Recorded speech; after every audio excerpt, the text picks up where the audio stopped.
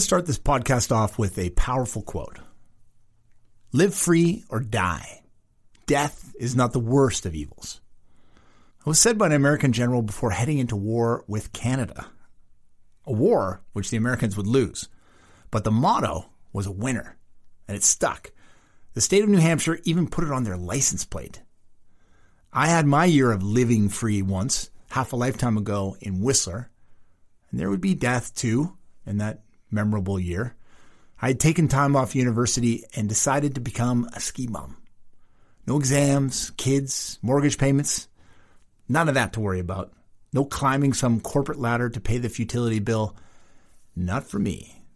I was a ski hill lifty, and that suited me just fine. Living for deep powder on days off and the international party Whistler offered at night. Live free or die. At some point, I can't remember exactly when, I met a fellow free spirit. His name was Jeremy. Jeremy was from back east and worked the lifts right alongside me. We had some times. Skiing through the day, partying into the wee hours of night, exploring the coast range. Jeremy was there for the exact same reason I was, and we bonded. Thick as thieves.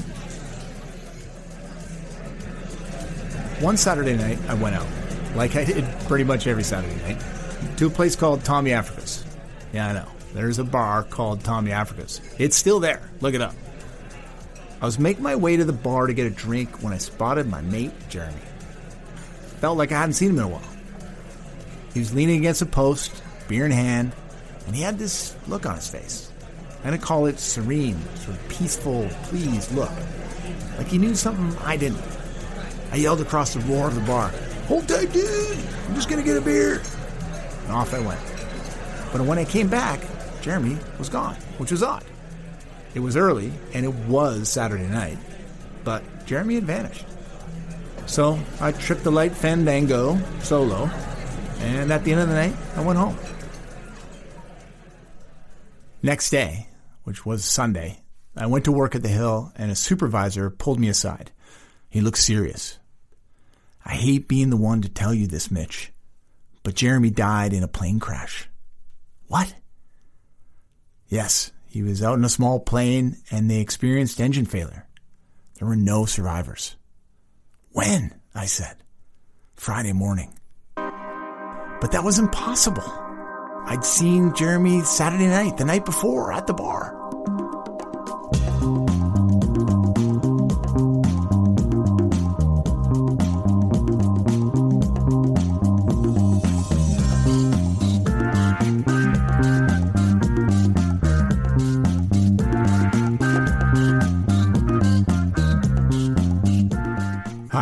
I'm Mitchell Scott, Editor-in-Chief of Kootenay Mountain Culture Magazine, and this is The Headwaters, brought to you by Columbia Basin Trust.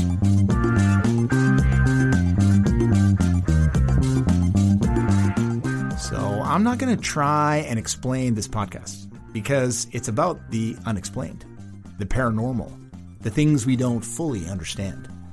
The Columbia Basin is a real hotbed for paranormal activity. Everyone seems to have a story about a creepy old Kootenay hotel or unexplained rattling around in the night, a ghost in the closet. The definition of paranormal is anything beyond the scope of scientific understanding, like my sighting in Whistler all those years ago.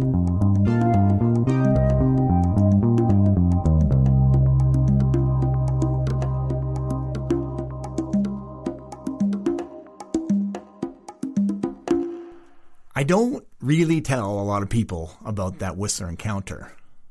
Some look at me funny, like I'm making it up. Not even half of Canadians believe in ghosts or that paranormal activity even exists. But the people in this podcast would believe me because they've experienced it, written books about it, made a living off of unexplained phenomena in the Kootenays. We begin with a man who describes himself as an intuitive. 63-year-old Norm Pratt believes he can communicate with the spirit realm, and he puts that gift into practice here in the basin and beyond. Bob Keating paid him a visit and is here to tell us all about it. So tell me, Bob, how'd you meet Norm Pratt? I met Norm years and years ago when I was a journalist working on a story about a missing girl in the Nelson area. Norm, it turns out, was working on the same case as an intuitive, helping police try to find that same girl. And we crossed paths way back then for the first time. So you're a believer? I don't disbelieve, put it that way. I have had things occur in my life, Mitch, as you have in yours, I hear, that veer into the realm of the unexplained. And I'm smart enough to know just how little I know about things we can't fully explain. So, yes, I'm sort of a believer. But Norm is a true believer. Norm says he's been having visions and intuitive experiences since he was just a teenager. For more on that, I drove to his secluded acreage near Christina Lake, back in the pine trees right next to the American border. Norm lived for decades around Weimar, but fell in love with the boundary country when he was out on an intuitive assignment looking for a missing Australian backpacker, which happens to be another case I did extensive work on. Hey, Norm. How you doing? Well, nice to see you again. So we're going back a few years, eh? Yeah, it's been a while. Norm tells me he had his first intuitive experience when he was just 16 years old. This is back in Ontario at home. He's in his room, and this vision just comes to him. Basically, I saw my son at the same age when he would be 16 years old and recognized at that time that that's who it was. That's who it was going to be, and it was going to happen. Okay, so I think I'm skeptical, but I know there's people listening that are definitely skeptical. I was too, and I think Norm was skeptical back then. He really didn't know what was going on, but he says he continued to get these intuitive feelings he couldn't shake, and that he started eventually to pay attention to. Sometimes I would just know things in advance. Could be as simple as who's calling on the telephone or who I'm going to see at the post office or something like that. And then it happens. And then you start to notice that and go, okay. And it gets stronger as you recognize it for what it is and start to apply it a little bit. Do you think most of us have these intuitive feelings in us and we ignore them, or no? Do you have something that you think is separate? I think it's as natural as breathing. Everybody's intuitive. And, we might not call it an ability, but it's a sense. It's definitely a sixth sense. But most people don't really pay attention to it, don't rely on it, or maybe discount it really easily. So when does Norm decide he's going to try and apply these intuitive gifts he has? Not till he's well into adulthood. Norm was living in Banff when Michael Dunahee went missing in the early 90s. Dunahee, you'll remember, disappeared from a school playground and was never seen again. It was awful and made news all over Canada and across North America. Super famous case, I remember. A terrible case and never solved. Norm had kids around Michael Dunahee's age, and this affected him. I just remember seeing his parents on the news every night, and they were pleading for help. That was the first I really started feeling an inkling that maybe I could help. And I really related because I had two young boys, one of who was the same age. And that was the first I thought, maybe this could be something. Maybe I could apply this ability.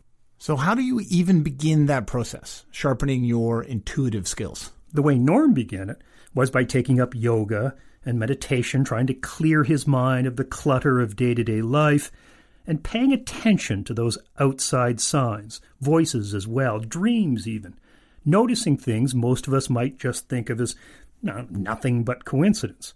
He also began to talk to other intuitives and psychics to see how they got into this type of work and what their processes were. So, in short, he started to take it seriously, these intuitive gifts he had. And then when did it click for him? When did he get a first big case?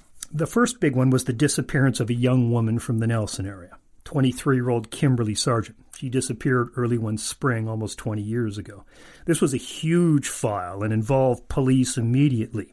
Let's meet Steve Bank. He's a retired cop living in Castlegar now, but back then he was lead on the file, and there was huge pressure on him to find Kimberly. Obviously, her parents were distraught, and people around the city were worried as well. I took a drive with Steve to the parking lot where Kimberly's car was located. They did find the car back then, and they had other leads, but not enough of them to find Kimberly herself. It was a perplexing file for the small community. There was some angst in the community, and there was obviously a lot of pressure. And once I had exhausted all the normal avenues of investigation and really not having gotten too far, I began to think that, I needed some help. And interestingly enough, at that time I was contacted by Norm, who again I knew very, very well, but had no idea that this is the kind of work that he was involved in. And he offered his services. Did you approach it with a bit of skepticism at first? I was open to it, for sure. I was open to it. I think that any investigator should use any and all legal means within his grasp to bring about a successful conclusion to a file. So I was definitely open to it. Turns out, Mitch, Norm and Steve had played rec hockey together for years, so they did, right off the bat, have this degree of trust with each other. Nothing brings together boys like beer league. Yeah, exactly. Steve didn't know Norm had these intuitive feelings, though, until Norm got involved in this case. And Norm was insistent. Kimberly had traveled uphill from the parking lot to a very remote wooded area high above Nelson. Police had already searched that very area. They'd done it with dogs. They'd done it on foot. They'd done it with a search and rescue team. But Norm was adamant. Go back again, and again. So this was the general area? This was, yeah. This is the parking lot. It's been developed since those days, but this was the parking lot in which her vehicle was found. So it was very, very daunting. It's something that hung over our heads for a long time. Norm said he was getting signals from Kimberly's spirit that she was suicidal and wanted to leave this world. And to do that, he says, she hiked deep into the bush above the city, going uphill, which police say people who want to disappear almost never do. They almost always take the easiest route, which is down. But Norm was insistent. They didn't have any tips. They had all kinds of stuff out in the media and trying to get tips from the public, and they just weren't getting anything. And they had police dogs, they'd had search and rescue. This is all in the area of where her car was found, which of course was leading up into a huge expanse of mountainside. I think they were just kind of losing hope and running out of options, and that's when Steve, who was a pretty open-minded investigator, obviously, was willing to reach out to somebody like me, and that he and I connected. So I went for a walk in the woods, and I started to have a vision, and I started to get a sense of this girl. And for me, this girl had passed. Well, that was one of the first impressions, I guess they call it an impression, where I could just feel it in me that she had passed into spirit. Also, that she could communicate. Okay, you're losing me again. Kimberly is talking to Norm? Isn't that a bit of a stretch? I don't know. Did you see your buddy in a bar? Clear as day. Isn't that a bit of a stretch? Yeah. Norm says spirits speak to him, and he says Kimberly did. And though she wanted to leave this world, he says, she also wanted her body to be found to put her family at ease. So Norm kept insisting they keep searching one very rugged, cliffy area high above Nelson. They search in helicopters. They search on foot. They search with dogs. They search with experienced crews, with friends. Norm would go out on his own. He was new at this, and he began to doubt himself and his abilities, but he just kept going back to this one spot. And I take it they found her. Eventually, it took 3 seasons and many trips, but they found her clothes first, about 6 months after she disappeared. Then her remains, which had been scattered by animals, which was why the search was so difficult. She was right there where Norm insisted she was. You know, it was a real test for me, and in some ways I feel like Kim Sargent was my teacher and leading me on a journey of self-discovery and spiritual discovery in terms of how to apply intuition and what I would call spiritual guidance to be of service in the physical world. So it was like I was being taught by somebody in spirit how to act, how to behave, and how to apply information that I was getting intuitively and laying that on top of physical reality to go out and actually find her. Could it be a coincidence? Of course it could. But Norm doesn't think it was. Neither does Steve Bank, who says Norm led them to her after they searched that very spot so hard. And he says Norm's help also brought great relief to them, to the city, and especially to Kimberly Sargent's family. It was one of those files that hung over, our heads, our collective heads, and the organization's head. It's one of those ones where I never let it get cold, but huge relief. huge relief to have that one come to a conclusion. Would you have solved it without Norm, do you think? No. Really? No. You asked about skepticism, and I would definitely, if I was still in that position, I would definitely use Norm again for similar investigations. You are a believer in Norm's skills and the skills of others who have intuition or who act on the intuition. Absolutely, I do. I can't explain it, but I certainly do, yeah. So Norm helped find the body of a woman lost in the bush. Where do you go with that? Yeah, where do you go? I guess you could say Norm went pro. He used his skills voluntarily for the Kimberly Sargent case and then decided to become an intuitive for a living. He works on cases all over the world now, mainly here in BC and often here in the Kootenays, but also all over the planet. Norm helps police and families find loved ones full time. And you know what? He's far from alone in this. Police don't talk about it much, but they use the skills of people like Norm all the time when they've exhausted all other means of investigation. How does it work? How do they even find people like Norm? Is there an app or is a database you can tap into? No, with Norm, it's almost exclusively word of mouth. Sometimes police reach out. Sometimes it's a family member at wit's end trying to find their loved one. Word has spread about Norm and his gifts. At times, he actively goes out in searches like he did for Kimberly. Sometimes he helps from a distance. What he'll do is talk to a family or to police members by phone or by computer. Norm feels this is a public service. He says it's exhausting for him physically because these cases are so emotionally draining, but he's using his gift, he says, to help. He's personally found 3 bodies, all here in BC. That's gone out himself and found these 3. And he's helped with about 35 more. I'm going to leave the final word with him. It's such desperate times or desperate measures, and I'm the desperate measure. And it takes a while to come home and just recover and get my energy back and just feel like I'm home again. I'm grounded. Okay, now I could start maybe talking to another family. And sometimes there's a lineup of people waiting, and I have to kind of pick and choose. Where do I feel like I can be of service? I've met families that had missing people for, maybe 20 years ago. Somebody went missing, and for them it's yesterday. They haven't moved on emotionally or mentally, and that's devastating.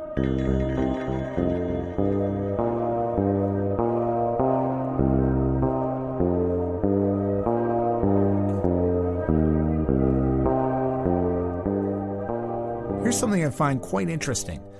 The last poll done by Ipsos Reid found fewer than half of all Canadians, about 46%, believe in ghosts or supernatural beings.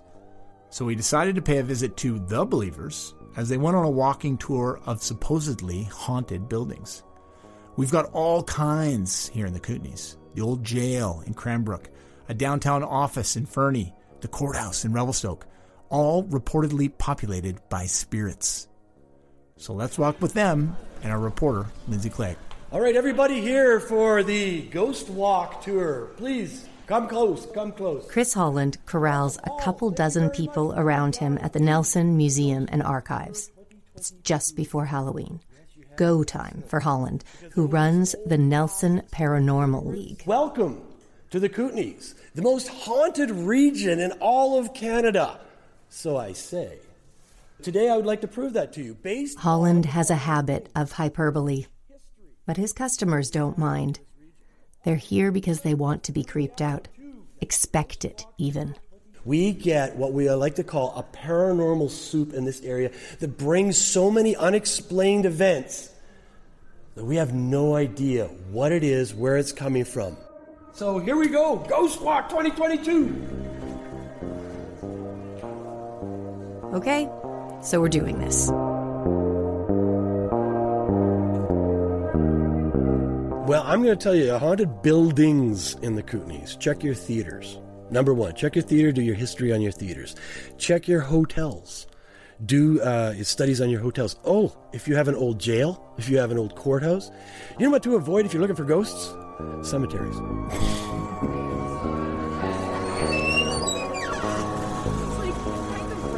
We move on to Nelson Streets, and Ghost Guy starts right in. If we're to believe Holland, pretty much anything that came before electric lights is haunted, and plenty that came after it. What I want to talk to you about is Waite's News. They would notice things moving around, and they noticed things shifting. So much so that they put together a journal of all the paranormal experiences that happened at Waits News. When they started to journal it, people started to come forward and talk about it more. And what they talked about was the fact that it's a female presence. And they said they feel that she's all up and down the street. And they see her regularly. And they called her the librarian of Baker Street. One of the more benevolent spirits that seems to be taking care of businesses here. Let's head this way. The Nelson Paranormal League is made up of true believers. The Ghost Walk Tour is part theater, part ghost stories that have been collected over the decades. Holland says the League does a lot of deep research into which buildings have a ghostly presence. And if asked, will come out with EMF detectors and heat gauges to try to prove the unprovable. Every time I start having ghost stories and having fun and elaborating and exaggerating and having that good time around this time of year, there's one or two people that come out of the woodwork and start telling me their story. If you really truly want to be a paranormal investigator, then you have to abandon all your belief. And you have to be open. Now, I'm taking you guys on a ghost walk, so what's a ghost walk without a ghost corridor? And that is what Ward Street is. There are ghost corridors now? Are people buying this stuff? I'm not 100% sure. I'm kind of borderline. Some of it seems a little far-fetched, but the history part of it is, you can't deny history, right? So, I don't know. I'm kind of borderline. I just don't know if it's real or if people just want it to be real. Yeah. I'd say I'm open to it. Same thing. I don't know for sure, but I'm not closed-minded to people's experiences and what they may have experienced. And there are buildings you go in there and I'm just like, yeah, no, I don't want to be in here. Yep. There's something that gets you, so what that is, I don't know, but yeah, I've never seen anything. It's more just, okay, I don't feel good. I want to leave. Yeah, I believe it. I have heard about the underground tunnel systems in Nelson from back in the day, so spirits always around, right? We do a big loop of the downtown core. Each historic block carries its own tales of the unexplained. Holland says he often encounters skepticism, ridicule even. Oh, constantly. But I'll tell you this, the people that rib me are probably the masses that are frightened. When you let people know, hey, this is what I do and I'm very open-minded and stuff like that, you will get so many different stories. And so many people coming up and sharing something that they have never shared with anybody else.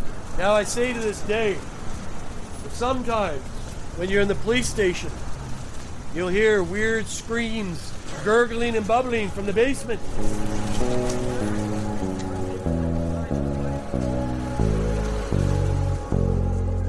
So why are the Kootenays a hotbed for the paranormal? Well, Brennan Storr has his thoughts. Brennan discovered so many unexplained events in Revelstoke, he had to write a book about them. It's called A Strange Little Place. Strange Little Place started out as a family history project. It was never intended to be a book. My mother's family would sometimes tell stories about the strange things that happened in the house they grew up in. And I decided to record those around 2012-ish. But when I started asking people for their stories, it turned out that a lot of them couldn't remember them anymore. So they ended up connecting me to other people around Revelstoke who did have stories. And after a while, I kind of got to thinking, this might be a book. And sure enough, it was. Hold hands and close your eyes. It's mid:30, and you're listening to the Ghost Story Guys. That Kootenay book turned into not one, but two podcasts about the paranormal. Brennan Storr does this full time. He's kind of become a paranormal podcast professional, all starting with Strange Little Place about Revelstoke. Something that really surprised me about writing Strange was how few of these stories were actually known, even within Revelstoke.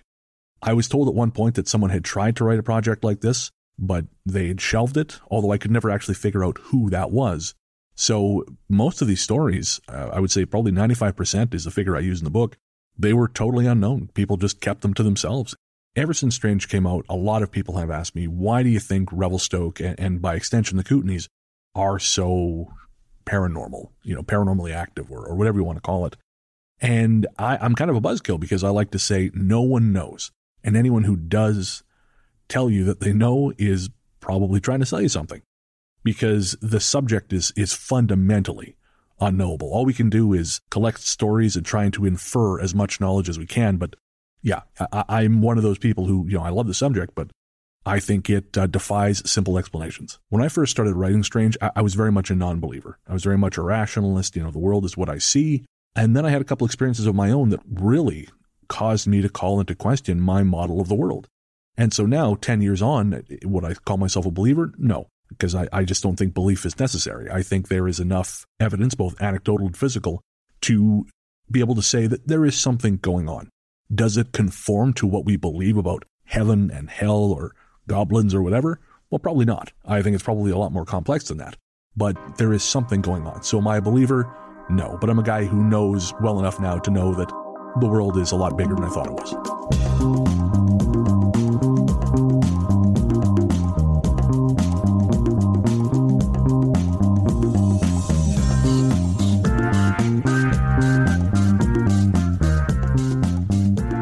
And that's our investigation into the paranormal. Hope you enjoyed it. Perhaps you're starting to believe. None of it would have happened without the trust. Columbia Basin Trust supports the efforts of people and communities in the Columbia Basin. Learn more at ourtrust.org.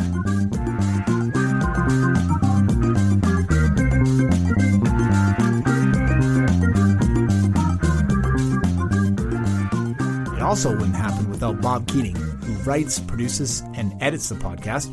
Bob was also one of our reporters, along with Lindsay Clegg. Jesse Lee is back creating this incredible and at times kind of creepy music. We thank him. And I'm Mitchell Scott. Thanks for listening. To find out more about the Headwaters Podcast, go to headwaterspodcast.com.